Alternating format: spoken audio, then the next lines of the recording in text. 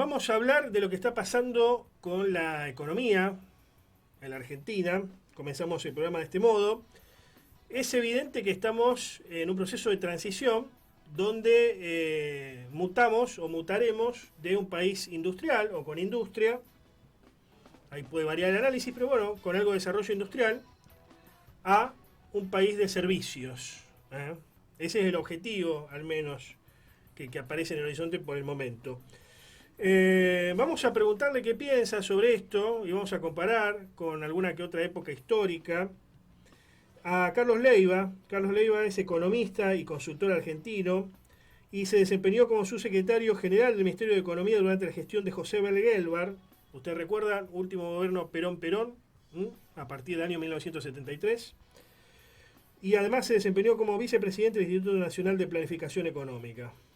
Después también trabajó como consultor de empresas y de organismos internacionales como el Banco Mundial y el Banco Interamericano de Desarrollo. Vamos a hablar con Carlos. ¿Cómo estás, Carlos? Buenas tardes.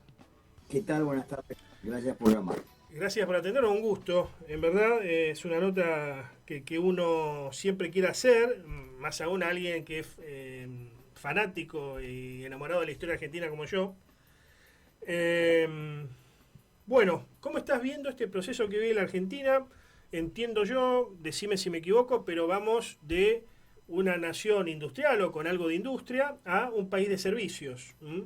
¿Qué opinás al respecto? Bueno, en rasgos generales uno podría decir eso, pero es muy importante precisar, porque creo que ahí hay un punto muy importante, que esta degradación del carácter industrial de la Argentina viene de hace mucho tiempo.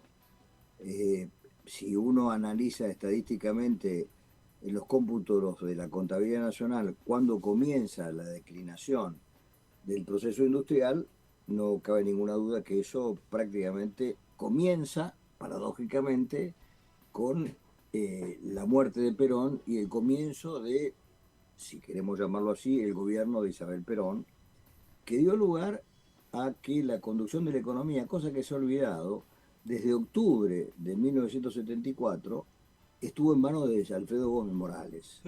Alfredo Gómez Morales fue un viejo dirigente del peronismo del 45, a quien Perón, y eso puedo dar fe personal, no le tenía la más mínima confianza, y a punto tal que le pidió a Gelbar que no lo designara en el Banco Central porque lo habría de traicionar, cosa que efectivamente ocurrió, porque durante la gestión de Gelbar tuvimos un cimbronazo muy fuerte provocado por Gómez Morales, que era una persona que entendía que la Argentina no tenía que tener una industria exportadora.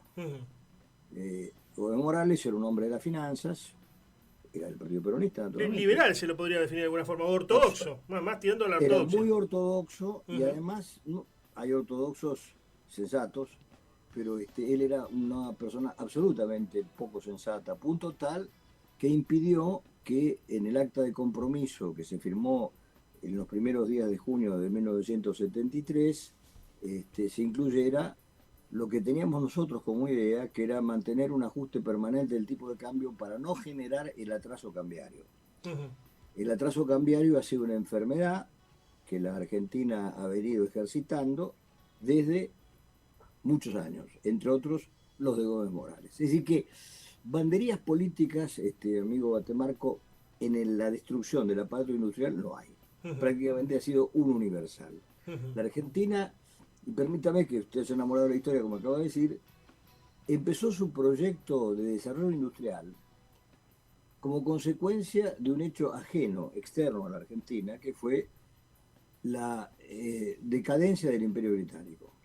Nosotros estuvimos muchos años de crecimiento asociados a la demanda y la provisión de bienes de capital del Imperio Británico. Cuando eso se cortó, la Argentina tuvo que diseñar un nuevo proyecto de país y logró en los años 30, en la década infame, es importante tener en cuenta los consensos culturales de una sociedad, ¿no? Logró desarrollar la industria como una respuesta al desempleo. La Argentina se encontró en la paradojísima situación de ser el país de Occidente que más rápido salió de la crisis del año 30. ¿Por qué? Bueno, porque los conservadores de entonces crearon la Junta de Granos, la Junta de Carnes, Claro. el Banco Central, Claro. la protección de la industria con aranceles. Sí, los famosos planes Pinedo, ¿no? Que Efectivamente. O hicieron sea también que a la industria. Ujú. quiero decir que ahí hay un consenso argentino que duró exactamente hasta 1975. Ujú. Empezó con los conservadores, alcanzó su momento culminante en materia social con Perón, su momento culminante en materia de inversiones industriales con Frondizi, Ujú. y obviamente cuando llega Perón, con la hora del pueblo, el reencuentro de los argentinos, el abrazo, no solo con Balbín, Ujú. sino con los que fueron miembros de la Junta Consultiva Nacional de la Revolución Libertadora, porque eso no hay que olvidarlo.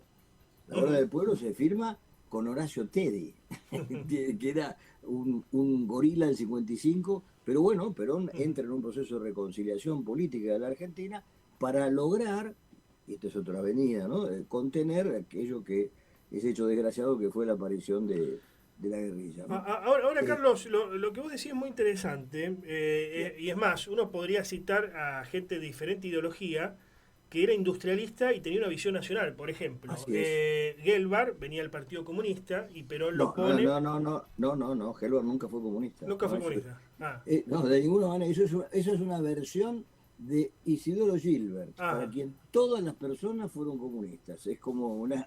Bueno, venía de No, la izquierda, pongámoslo de no, algún, no, no, ¿no? no. Gilbert, a ver, déjeme que le explique, porque Sí. es importante. María Soane, que es una persona exquisita, no pudo tener en su libro sobre Gelbar declaraciones de Giulio Brunello, que fue el secretario de toda la vida de Gelbar, presidente del Partido Peronista, por otra parte.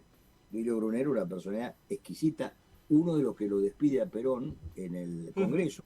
Habla Balbín y habla Brunello por el Partido Peronista, para ver la importancia de Brunello.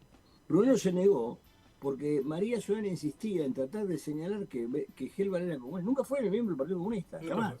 Ni empresario del Partido Comunista. Fue un tipo Ujú. judío, polaco, en Catamarca, en Claro. la década del 40, Lo decía en el en el sentido, nazismo. digo, lo decía en el sentido de que antes había gente de diferentes ideologías, más a la izquierda, más a la derecha, Sí, pero eran industrialistas y tenían pero una por visión supuesto. nacional, ¿no? Incluso Pero más bien, Batemarco Krieger Bacena era medio desarrollista o desarrollista. también, pero Pero recuerda, te lo digo, sí, te cierro el concepto.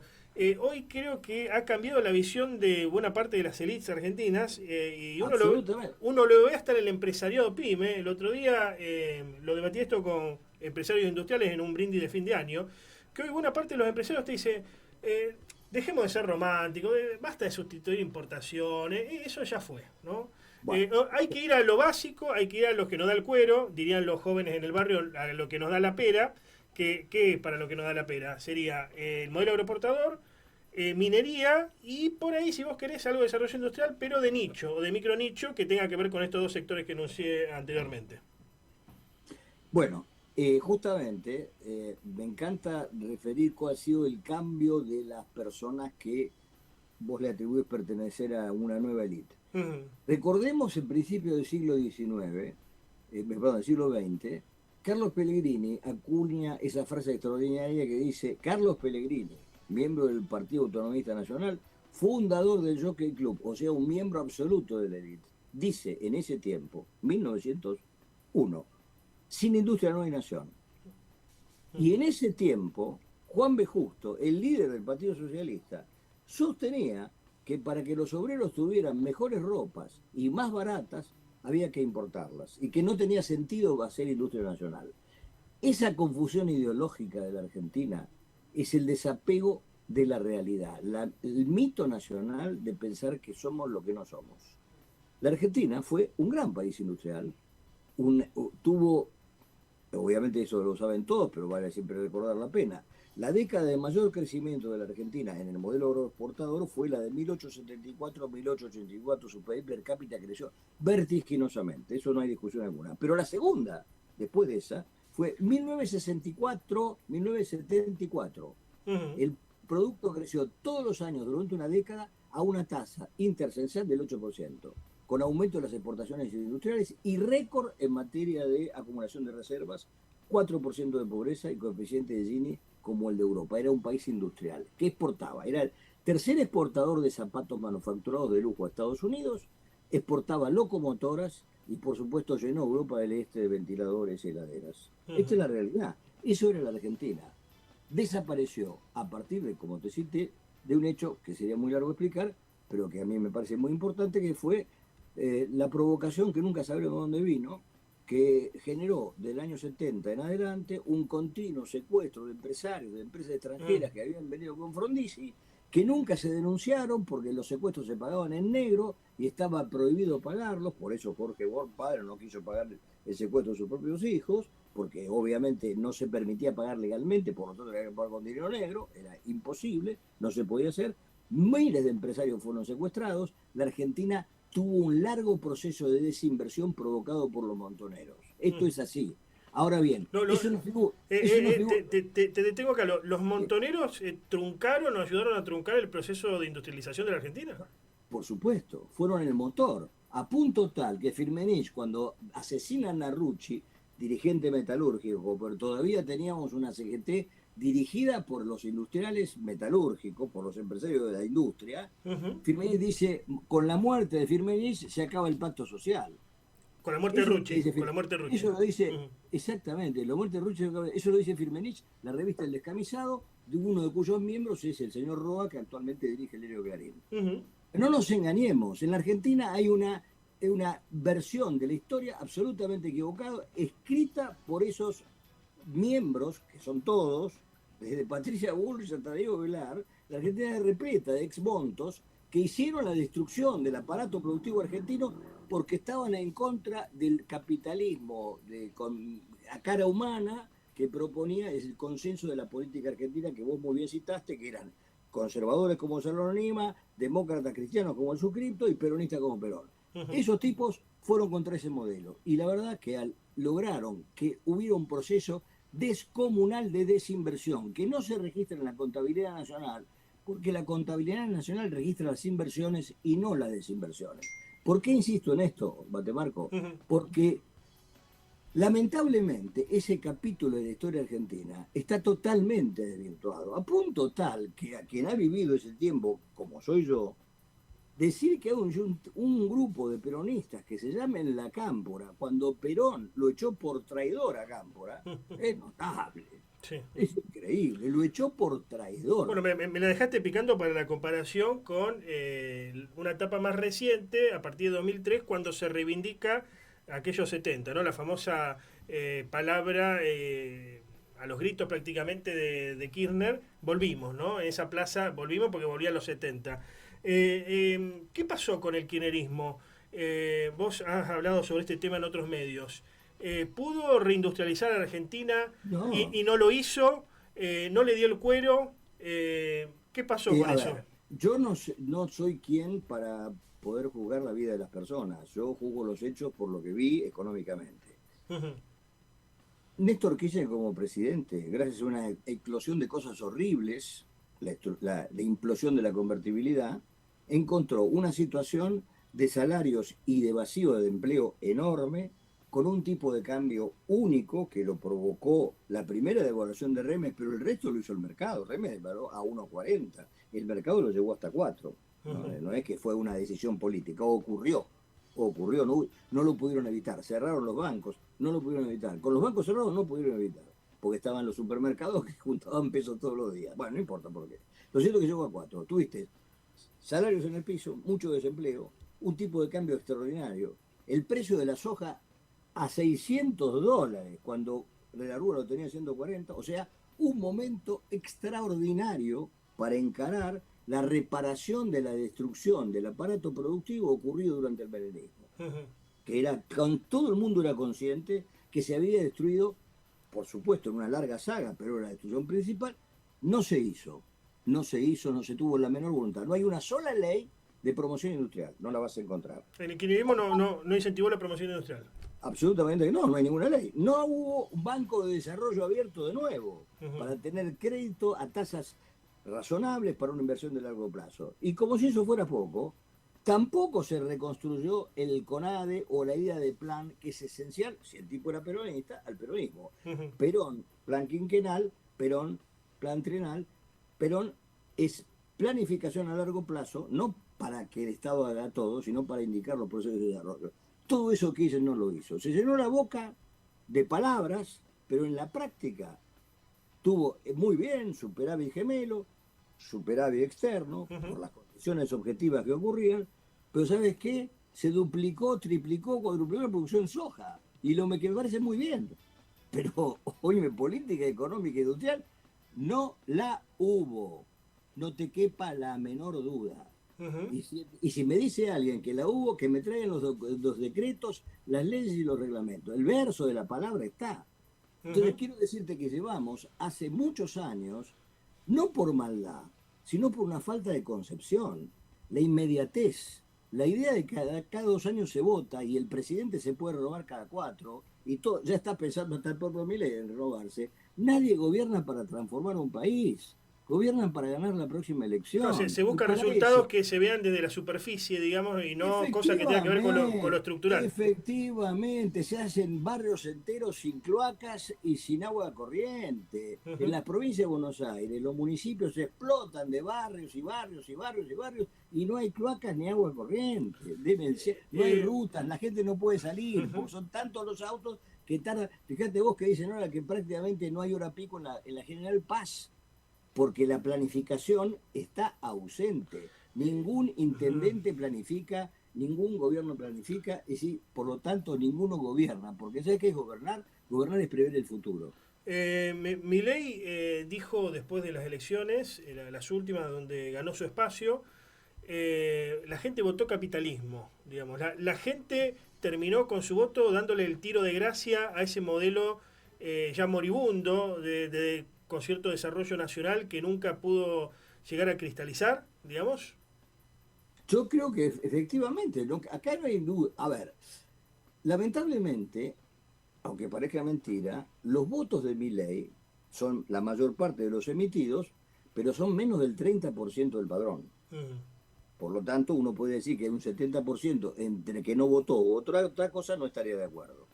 Pero cuando vos vas a esas encuestas de opinión posteriores a la elección, que son para todo, está bien, son encuestas, no son datos concretos, pero estimaciones consistentes, una y otra vez te encontrás con que tiene una amplísima mayoría, del 40 y pico por ciento, de gente que entiende que las cosas están bien, que la marcha del país está bien, que está esperanzada y con expectativas. Esto Ujú. quiere decir que esa es la opinión pública. Ahora bien, si me permitís, voy a decir una cosa horrible. La gente sabe lo que quiere, pero no lo que necesita. Ajá. La gente sabe lo que quiere, pero no lo que necesita. La gente quiere una heladera importada, Ujú. barata, Sierra Whirlpool, que hace 3 años abrió, con Bueno, la lo tecnología. dijo, no sé si lo escuchaste en una frase que me impactó, ¿no? Lo vi en un reel de esos que se viralizan. Miguel Bogiano, un economista muy cercano a Milei, dijo, Ajá, bueno, está bien, despiden 220 familias en Whirlpool, pero 450.000 consumidores van a poder comprar un lavarropa mucho más barato. exacto. Bueno, lo decía, como te dije antes, en 1905 lo decía Juan B. Justo, que era el socialista, Ujú, el progresista, el hombre de izquierda en aquel tiempo. Él ujú. lo decía también. Y se puede repetir, porque es un divorcio entre lo que la gente quiere y lo que la gente se necesita. El consumidor quiere. Ahora, el político, el hombre de Estado, mira el futuro en función de lo que todavía no ocurrió y va a ocurrir. Claro, piensa Y estratégicamente o debería pensar estratégicamente. obviamente, entonces vos la Mm. desgracia que tenés, dramática, que lo produjo el menemismo, respecto de los peronistas, el peronismo en particular, como partido importante de masas, es que en lugar de ser la columna vertebral del movimiento obrero, movimiento sindical, de trabajadores, como era industrial, pasó a ser los intendentes. El intendente es un tipo que mira los problemas que pasaron. Se rompió un caño y lo arregla. Ujú. Visión corta. Tienen el poder porque reparten. Claro. Pero vos no vas a escuchar a un solo intendente que te hable con un sentido de largo plazo. Ah, En el parches, caso hace que, parches, aunque parches. sea el tipo más honesto del mundo, olvídate, podemos Ujú. poner en duda la honestidad de muchos, pero no importa. Aunque sea el tipo más honesto del mundo, la visión de largo plazo no existe, Ah, porque ah, son tipos de éxito corto. Y entonces em, un país sin ujú. estadistas, un país que no tiene un centro de pensamiento como fue en su momento el plan quinquenal, o el CONADE, o el plan trienal, no hay pensamiento de largo plazo, es un país capaz de levantar un tren en el país. España es el 20% del territorio de la Argentina y tiene trenes, balas para moverse de un lado al otro. Nosotros tenemos 5 veces el territorio de España y levantamos los trenes y nadie dijo una palabra. Ujú. Nadie se Eh, quejó. Finalmente, Carlos, interesantísimo el diálogo, pero lamentablemente se nos termina el tiempo, son los tiempos de la radio, voy a ser poco original, pero ¿hacia dónde pensás que va Milei, independientemente bueno, de sus ideas liberales, hacia dónde pensás que va Milei con la economía y si va a poder llegar primero hasta 2027 y después si lo ves con posibilidades de renovar? Bueno, Vos por ahí a me ver, dirás, primero, lo político no necesariamente tiene que ver con lo económico o lo hay dos institucional, pero cosas. bueno, él habla de seguir otro mandato inclusive, ¿no? Exactamente, dos cosas. Desde el punto de vista del país que quiere construir Milei, es un país que para mí es como construir un infierno. Definitivamente, no es que esto sea el cielo, ni remotamente, pero la propuesta de Milei realmente es un mundo sin solidaridad. Es un mundo de individuos exitosos, yo voy por la mía. El Papa Francisco decía nadie se salva solo, esto es todo lo contrario. Cada uno por la suya. Por eso Boyano dice con razón, y a mí me gusta la realidad importada, no me importa que sea un tipo sin trabajo. Ahora, Claro. gobernar en el mundo es crear empleo. Ujú. Gobernar es crear empleo productivo, no empleo público como Néstor. No, no, eso es una locura. Empleo productivo, gente que haga cosas que tengan productividad permanentemente. Este país no va en ese camino, primer Ujú. dato. Vos me decís, pegué un pronóstico acerca del futuro, del éxito. Mirá, el cambio cultural de la Argentina es un éxito, porque esta visión de Boyano la tiene también un pibe de Rappi. Sí, sí, seguro. No tiene un No, no, mango y piensa y en como... las villas miseria, voy más allá Exacto. Bueno, de vos. perfecto. Sí, sí, sí, sí, Piensa de esa manera. Efectivamente, es una derrota cultural en la Argentina general. Derrota cultural porque la solidaridad es la base de toda sociedad. Es más, agrego esto, dicen, estamos sufriendo ahora, pero tenemos que soportar este trance por todos los errores anteriores para después salir adelante y ser una potencia. Perfecto. Hay que sufrir ahora, eso te lo dicen varios. La Ujú. tercera cosa, hablando de pronósticos, y te digo, acá hay un seguro. Lo que ha demostrado Caputo, más que Milei, con Daza, que la Argentina tiene un viceministro de nacionalidad chilena. Es una vergüenza. Nuestro viceministro es Chile. ¿Por qué está? Bueno, porque es amigo de Besen, amigo y socio de Besen, de toda la vida. De toda, no de ahora. Bueno, ahí hay un seguro de cambio para la Mm. Argentina. Si cada vez que haya un drama puede ser que esté Besen y Trump, olvídate, esto puede seguir. Ahora, si esto queda sometido a nuestra propia fuerza, y el tic-tac está funcionando, no sé si me explico. Hay un Sí. tic-tac Ujú. funcionando. Ujú. Si no estuviera Daza y no estuviera en Besen, el tic-tac haría una explosión. Pero Bien, no la va a haber la explosión en la medida que estén Besen y Daza. bien. Entonces el pronóstico es, ¿está Daza? No va a pasar nada. Con Besen. No va a pasar. Porque va a venir la guita, va a venir el comunicado, va a venir el informe, Ujú. y dentro de unos días vienen los 4.000 millones de dólares y seguramente lo van a resolver. Porque tienen ese seguro detrás. Ahora, ese seguro garantiza que la Argentina pueda ser otra vez un país con el 4% de pobreza y una distribución del ingreso con el coeficiente de Gini y una clase media enorme, porque sin clase media no hay nación. ¿Sabes por Mm. qué? Porque la clase media es un acordeón que va entre la pobreza y los muy ricos. Cuanto más grande es el acordeón y más chiquitas son esos dos extremos, Mm. la sociedad es más consolidada. Ahora, lo que ha pasado es que el acordeón se ha ido achicando. Los pobres avanzan al galope y los ricos en la Argentina son cada vez más ricos. ¿Y sabés lo que es peor de todo? Ah. Todos los ricos los fundó Carlos Menem. El peronismo lo votó, todo el peronismo votó la nueva oligarquía de los concesionarios. No hay un solo tipo nuevo rico que no sea rico por el Estado. Mu- Eureka, Milling, Elsen, todos estos tipos multimillonarios, todos son por el Estado. No hay problema. Muchas gracias por este contacto, Carlos. Gracias a vos. Adiós.